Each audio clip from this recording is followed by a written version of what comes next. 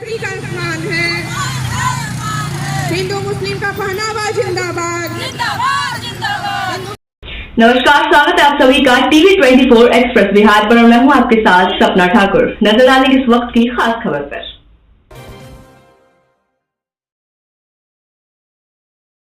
आज आपका कार्यक्रम आयोजित किया गया है, पूरे में एजेंडा क्या है? सबसे पहले आपके चैनल के माध्यम से जो भी मेरी बात सुन रहे हैं उनको प्रणाम है, लाल सलाम, आदाब है। यहाँ पर भोरे एपवा प्रखंड स्तरीय महिलाओं की बैठक है। बैठक का वजह है कि आज पूरे देश और बिहार में महिलाओं की स्थिति बड़ी दयनीय है। वो शिक्षा हो, स्वास्थ्य हो, या चाहे महिलाओं की तमाम तरह की समस्याएं हैं। अभी जो हमारे देश में जहां हम लोग कहते हैं कि आपको हम कानून से आपको मात करेंगे, उस कानून पे भी धीरे धीरे विश्वास खत्म होने जा रहा है। ये बात हम इसलिए कह रहे हैं कि ताजा तरीन आपने देखा होगा कुलदीप सेंगर वाली घटना। उस पीड़ित परिवार, वो महिला, उस लड़की के साथ बलात्कार हुआ, सामूहिक बलात्कार हुआ। उसके फादर की इतनी पीटा गया कि हाजात में मृत्यु हो गई। उसके अन्य 3 घर, उनके और जो घर के 3 लोग थे, उनकी वकील थी, उनकी भी एक्सीडेंट करा के मृत्यु हो गई। काफी संघर्ष के बाद केस हुआ और उम्र कैद की सजा हुई। और हाई कोर्ट दिल्ली ये तर्क दे रहा है, उनको 15 लाख रुपया लेके समय नहीं है इस केस को देखने का, ये तर्क देते हुए 15 लाख रुपया लेके बेल दे देते हैं। और पीड़िता दिल्ली में जब बैठती है, अब उनके साथ अन्याय हुआ है, न्याय की उम्मीद लेके, तो उनको किस तरह से तमाम पुलिस प्रशासन उठा के बंद कर देती है। तो आज महिलाएं इस देश में जहां बेटी बचाओ और बेटी पढ़ाने की वकालत करती है भाजपा आरएसएस की सरकार में, नीतीश जी की सरकार में हमारी बेटियां सुरक्षित नहीं है। इससे पहले आपको याद होगा कि नीतीश जी एक महिला को नियुक्ति पत्र देते हुए उसका हिजाब खींच लेते हैं। हमारे बिहार के मुख्यमंत्री जो हिजाब खींच लेते हैं, ये क्या है? ये धार्मिक जो आजादी है, ये जो हम लोग को जो लोकतंत्र और संविधान में आजादी मिली है पहनने की, खाने की, शादी करने की, उस पर हमला है। और जब नीतीश जी के विरोध में महिलाएं उतरती हैं तो उनको बचाने के लिए बिहार के राज्यपाल, ये आपके मंत्री उत्तर प्रदेश, ये गिरिराज, उनका तर्क देखिए, उनका कुटिल मुस्कान देखिए। ऐसे देख के लगता है कि इस जब से ये फिर से जो बिहार में जो सरकार आई है, हमारी बेटियों को, महिलाओं को सुरक्षा, मान सम्मान नहीं मिलने जा रहा है। इसलिए आज हम लोग चिंतित हैं।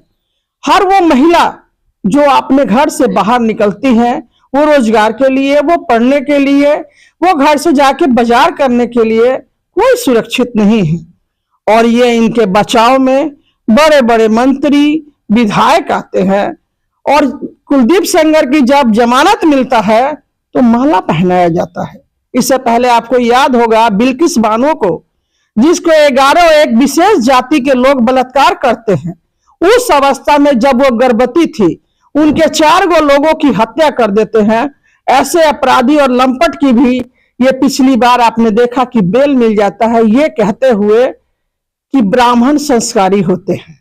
मैं आपके चैनल के माध्यम से पूछना चाहती हूँ, सीधा न्यायपालिका पर है, आप सीधा सवाल जज के ऊपर उठा रही हैं, तो क्या लग रहा है आपको कि केंद्र सरकार के अधीन न्यायपालिका काम कर रही है? अभी तो हमको कुलदीप सेंगर, बिल्किस बानो के घटनाओं से लग रहा है कि कहीं ना कहीं हमारे जज लोग भी, वो जो सरकारें हैं उनकी दबाव में हैं। आपको इससे पहले उत्तर प्रदेश का हाई कोर्ट का याद होगा कि सलवार का नाड़ा खोलना और पता ना क्या क्या बोले, हम नहीं बोल सकते हैं। ये छेड़खानी नहीं है, ये बलात्कार नहीं है, तो क्या है? हम किससे उम्मीद करें? कहाँ जाए बहनाएं? ये बहुत बड़ा एजेंडा है, क्योंकि महिलाएं रोजगार तो एक नंबर की चीज, हम आज सुरक्षित नहीं है। हम रात में 12 बजे हमको जरूरत पड़े, हमारे घर में कोई पुरुष नहीं है, हमारे पापा नहीं है, हमारे भाई नहीं है, हमको दवा लेने जाना पड़े, तो हम सुरक्षित रहेंगे कि नहीं? आज ये सबसे बड़ा सवाल है। आज संविधान, आपका जो संविधान से हम लोग को अधिकार मिले, वो सुरक्षित नहीं है। इसलिए आज हम लोग बैठे हुए हैं।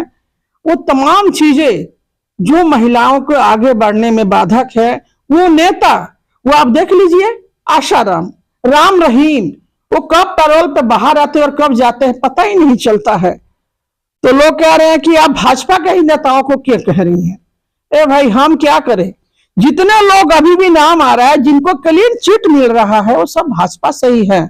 इससे पहले भी आपको होगा या दिल्ली में जो महिला पहलवानों के साथ जो सांसद ने किया, आपको याद होगा, उसमें भी किस तरह से उनको छोड़ दिया गया। तो ये तमाम जो उदाहरण है हमारे बिहार की हो, दिल्ली की हो, कहीं की घटनाएं हैं। आज बेटियां और महिलाएं सुरक्षित नहीं है। सुरक्षा पहला सवाल, स्वास्थ्य दूसरा सवाल और रोजगार, ये 3 एजेंडा पे हम लोग आज बैठे हैं, बातचीत करेंगे, गहन करेंगे। और हम लोग का जो हम लोग के लिए शिक्षा के लिए लड़ी सावित्रीबाई फूले, फातिमा शेख की जयंती है, 309 का अभियान है, सांझी शहादत सांझी विरासत, उस पर भी चर्चा करेंगे। बिहार का विधानसभा चुनाव हारने का क्या वजह है, उस पर भी हम लोग गहन मथन करेंगे। इन तमाम विषय पर हम लोग आज बैठे हैं। उस सवाल को से तो सरकार भटक रही है और महिलाओं को भटका रही है। सबसे बड़ा सवाल तो महिलाओं का है कि जो फाइनेंस कंपनी से लोन लेके फंसी हुई है महिलाएं, आज घर छोड़ के भागने में मजबूर है। अपना घर छोड़ के चली जा रही हैं। जब बीट भरने का टाइम आ रहा है तो बीट वाले जब आ रहे हैं बीट जमा कराने के लिए, महिलाएं मजबूर है। उन लोग के पास कोई रोजगार नहीं है, कोई रोजगार नहीं है, कोई बिजनेस नहीं है कि जो महिलाएं उस बिजनेस से, उस रोजगार से पैसा उत्पादन करके समूह अपना भर सके। सरकार तो 10,000 रुपया दे के महिलाओं को अपना सरकार बना ली। आज तमाम महिलाओं पर उत्पीड़न हो रहा है। कहीं महिलाएं सुरक्षित नहीं है, कहीं महिलाओं के साथ बलात्कार हो रहा है, कहीं गरीब बस्तियों में बुलडोजर चलाया जा रहा है। तमाम रेडी ठेला